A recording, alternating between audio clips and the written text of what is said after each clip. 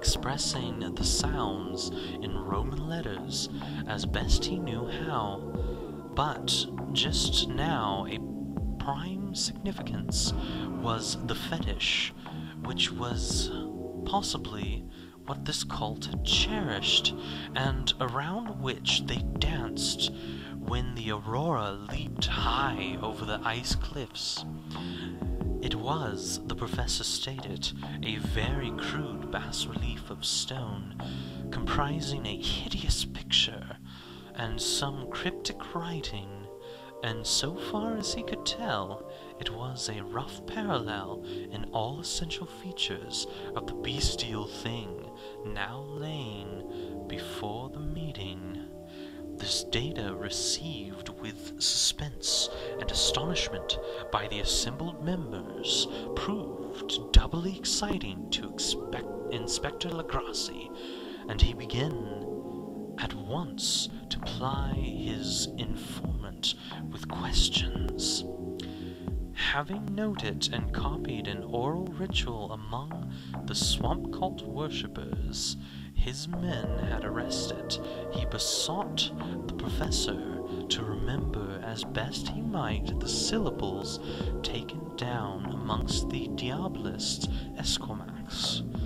There then followed an exhaustive comparison of details, and a moment of really odd silence when both detective and scientist agreed on the virtual identity of the phrase common to two hellish rituals so many worlds of distance apart, what, in substance, both the Esquimaux wizards and the Louisiana swamp priests had chanted to their kindred idols was something very like this, the word divisions being guessed at from traditional breaks in the phrase as chanted aloud.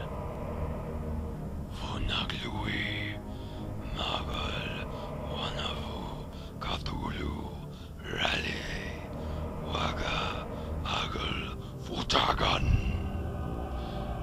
Legrassi had 1 point in advance of Professor Webb, for several among his mongrel prisoners had repeated to him what older celebrants had told them the words meant. This text, as given, ran something like this: "In his house at Raleigh, dead Cthulhu waits dreaming."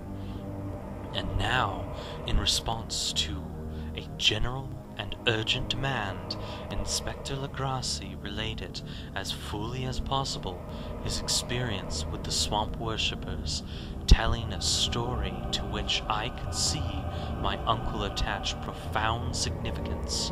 It savored of the wildest dreams of myth-maker and theosophist, and disclosed an astonishing degree of cosmic imagination among such half-castes and pariahs as might be least expected to possess it. On November 1st, 1907, there had come to New Orleans police a frantic summon from the swamp and lagoon country to the south. The squatters there, mostly primitive but good-natured descendants of Lafayette's men, were in the grip of stark terror from an unknown thing which had stolen upon them in the night.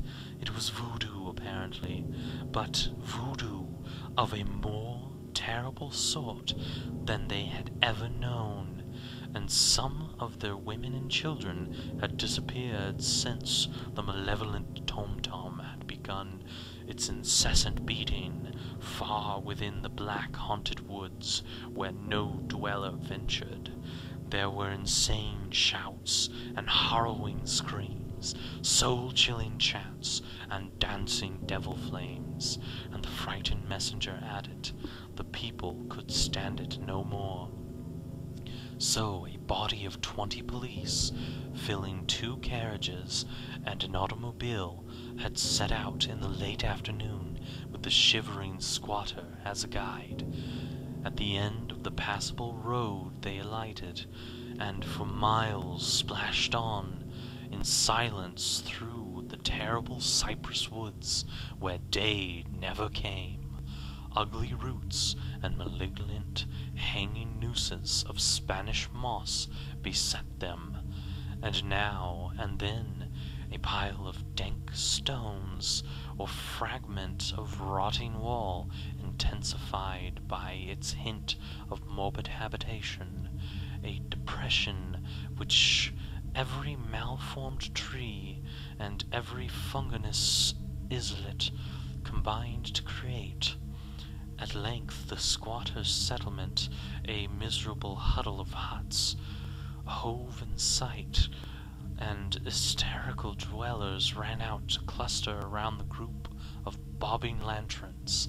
The muffled beat of tom-toms was now faintly audible far, far ahead, and a curdling shriek came at infrequent intervals when the wind shifted. A reddish glare, too, seemed to filter through the pale undergrowth beyond the endless avenues of forest night. Reluctant to even be left alone again, each one of the cowed squatters refused point-blank to advance another inch toward the scene of unholy worship. And so Inspector Legrassi and his 19 colleagues plunged on, unguided, into black arcades of horror that none of them had ever trod before. The region now entered by the police was one of traditionally evil repute, substantially unknown and untraversed by white men. There were legends of a hidden lake unglimpsed by mortal sight, in which dwelt a huge, formless, white, polypious thing with luminous eyes, and squatters whispered that bat-like devils flew up out of the caverns in inner earth to worship it at midnight.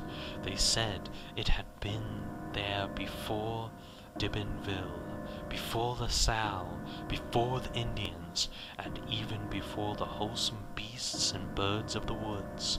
It was nightmare itself, and to see it was to die, but it made men dream, and so they knew enough to keep away. The present voodoo orgy was indeed on the merest fringe of this abhorred area, but that location was bad enough.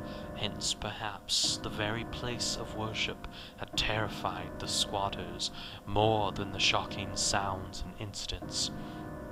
Only poetry or madness could do justice to the noises heard by Legrassi's men as they ploughed through the black morass towards the red glare and muffled tom-toms.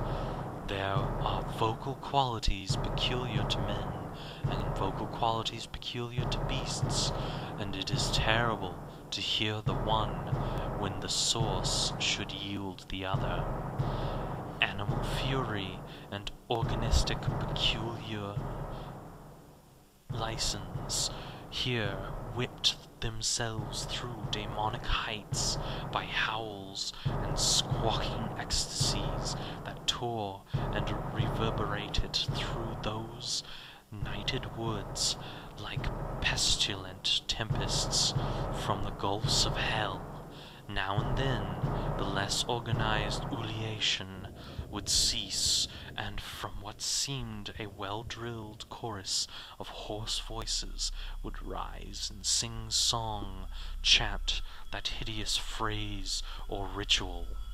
Vunaglui, Magal, Wanavu, Cthulhu, Rally, Waga, Agal, Vutagan. Then the men, having reached a spot where the trees were thinner, came suddenly in sight of the spectacle itself.